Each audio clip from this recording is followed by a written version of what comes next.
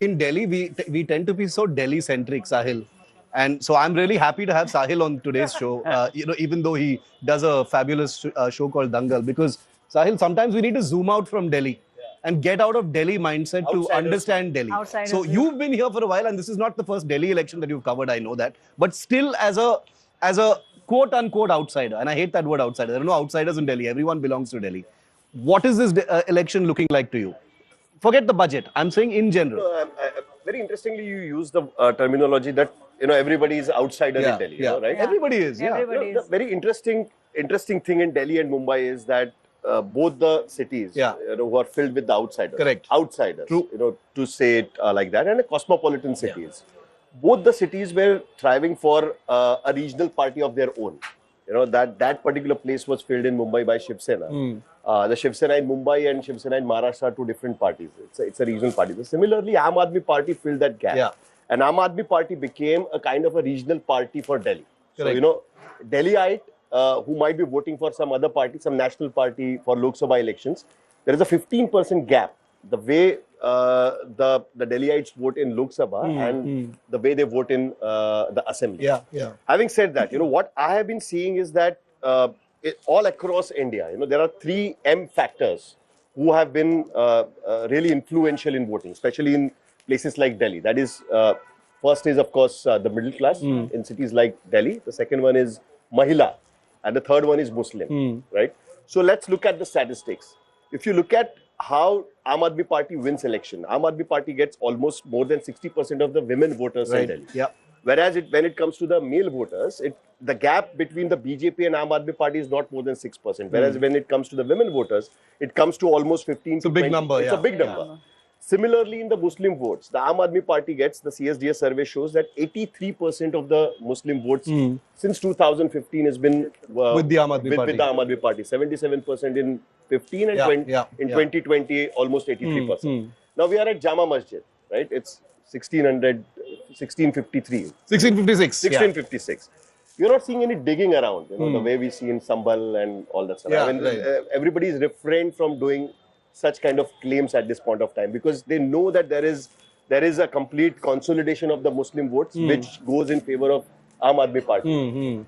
But at the same time, we are seeing entry of Asaduddin Owaisi, who's making claim on Aam Aadmi Party, talking about how you did not stand for the community during Delhi riots, during CAA NRC protest, Shaheen Bagh protest, JNU protest, Jamia Millia protest, and all this stuff. So you're playing a soft Hindutva card. And Congress, of course, is picking up the similar issue.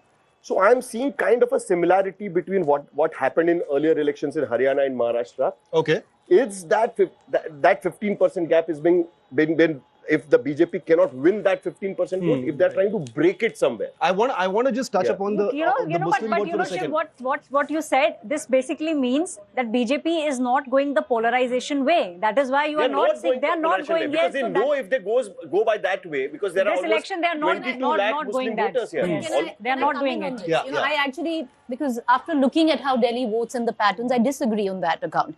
We've got a very benign and a very traditional understanding of what polarization really means. And I'll tell you why Delhi is very different. Because when we speak of polarization, we look at it at a religious level, right? That there's going to be Hindu vote, there'll be a Muslim vote, right? In Delhi, all of that falls by the wayside. It's economic. In Delhi, polarization happens very deeply, which I think the BJP has not been able to understand till date, and possibly this election could be the test of that. Is the polarization happens primarily on the basis of class, not caste, not religion. How does it happen, Shiv? So economic. I'll give you entirely on class and economic basis. And I'll tell you how that polarization happens. So today you'll have a middle class where you'll put a mic to the middle class and all of them will turn around, ye kya muft ki cheezein baat rahe hain, humko revdi nahi chahiye, right?